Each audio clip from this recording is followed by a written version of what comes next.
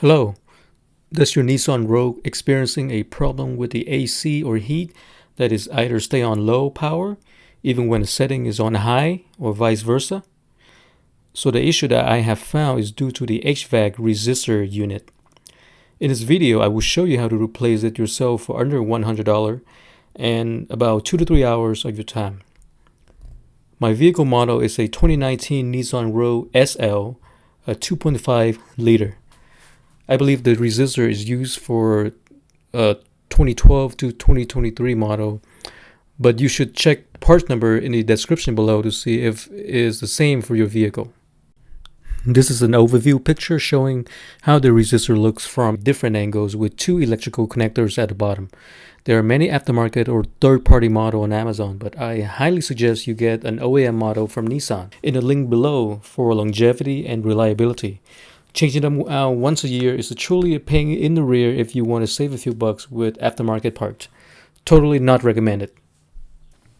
Here are some prerequisites that you should have done before changing out the resistor. First, move the driver's seat all the way back.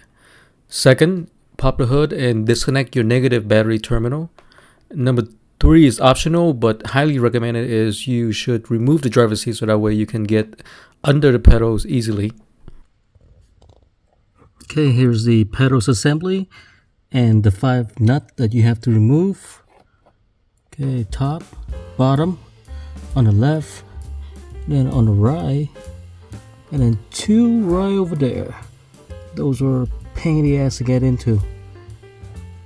So the hardest part of removing the pedals right here is these wiring harness. The brown clip right here is a pain in the ass to unclip from the other side. But the clip to remove it is right on top. So you just press it down and then pull it up, just like that. All right, here's how it looked after I removed the gas and the brake pedals. So there's 5 14mm nut that you have to remove. Here's all the tools that I use. I got a 1/2-inch drive, some extension, so that helps a lot. So that's my tool, some multi-tool with a plier, a flathead, and then to remove this pin that is holding the pedal to the firewall, you just gotta pull out this pin here. So at the top of this pin, you have this little plastic clip right here.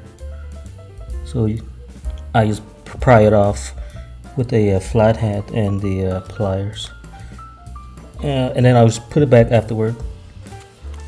Here's how it look. Let me zoom out real quick. All right. Here's the pedal. Here's the part. Here's how it look. I laid some cardboard here, so that way it's easier for me to lay my back. It took me about half an hour to remove everything. It was just a pain in the ass to get into that part. Okay, you can see that. That's the steering wheel. This is a US model. So the steering wheel is on the left side. And almost there to the resistor. I'm currently laying on my back.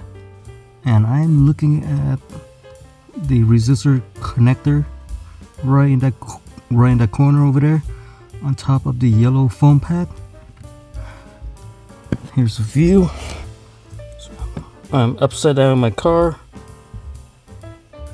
and then going up right here.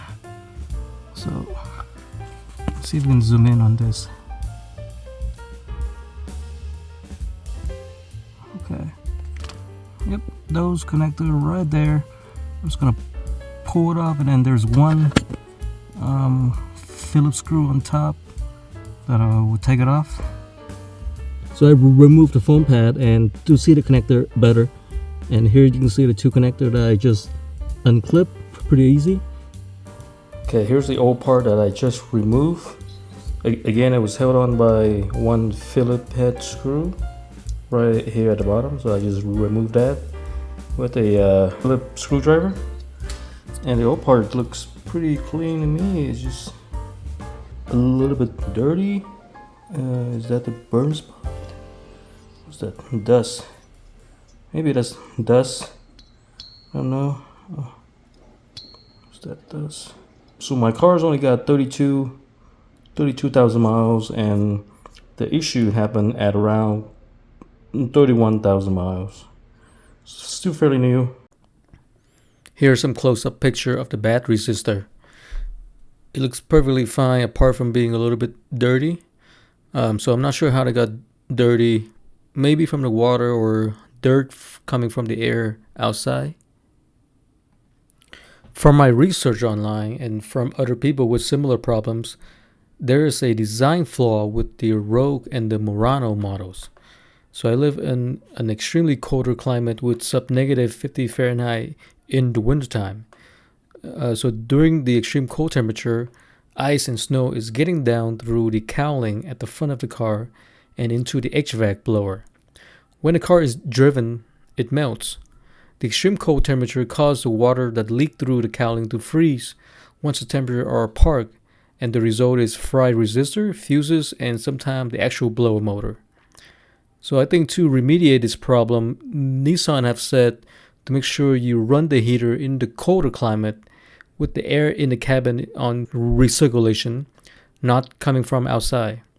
Nissan has developed some sort of modified cowling to be installed in the newer model, I believe is 2020 and up, and to help prevent ice and snow from getting into the blower. So I just installed the new resistor. Now I'm gonna put the wiring harness on the side, off the side here, and then I will reinstall the pedals like that. So I have put everything back, took the car out for a 10-minute test drive with the AC on full blast and also adjusting the power from low to medium to high, and everything seemed to be working perfectly as normal. If you're living in a colder climate and are experiencing this same issue, please comment below with the make and model of your car. Also, if you find this video helpful, please give it a thumbs up to help other people finding it, and thank you so much for watching.